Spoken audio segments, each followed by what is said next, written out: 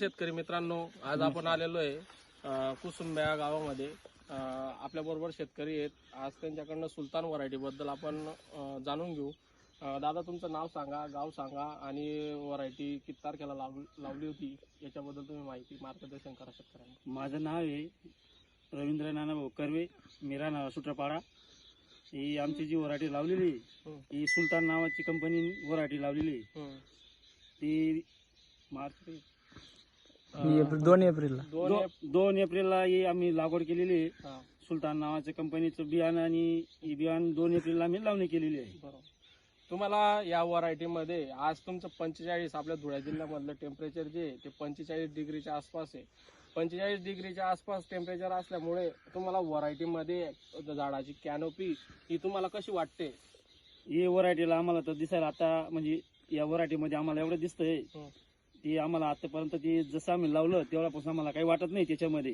ही सुलतान कंपनीची जी व्हरायटी आहे ती म्हणजे अति चांगली व्हरायटी आहे. जी आज मित्रांनो आपण बघू शकता, आज 45 डिग्रीमध्ये धुळे जिल्ह्यामध्ये एवढं टेम्परेचर असून सुद्धा आणि पाणी नाहीये या जिल्ह्यामध्ये, पाणी नाही पिण्यासाठी. पण या शेतकऱ्या बांधवांनी पाण्याचं नियोजन करून आज झाडाची कॅनोपी पाहू शकता तुम्ही. एक फळ सुद्धा दिसत नाहीये. फळ दिसत नाही म्हणजे असं नाही की या शेतामध्ये फळं आहेत, पण तुम्ही जर पाहिलं तर तुम्हाला फळं दिसणार नाहीत, म्हणजे तुम्हाला झाकायचं काम नाहीये.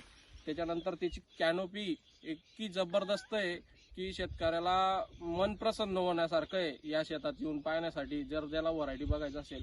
आणि त्याची किपिंग क्वालिटीची सुलतान व्हरायटीची, जसं आपण मागे बघितलं धुळे जिल्ह्यात आपण सुलतान व्हरायटी जबरदस्त काढलेल्या आहेत.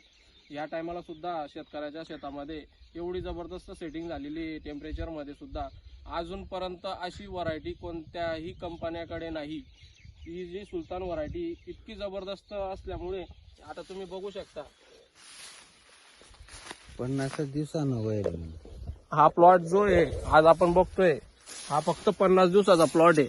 आणि इथं तुम्हाला एवढी जबरदस्त सेटिंग दिसते की तुम्हाला फळं दिसणार नाहीत. हाताने बाजू करावं लागतंय एवढ्या टेम्परेचरमध्ये सुद्धा, नाहीतर अक्षरशः शेतकऱ्यांच्या शेतामध्ये एवढ्या टेम्परेचरमध्ये फळं झाकावं लागतात.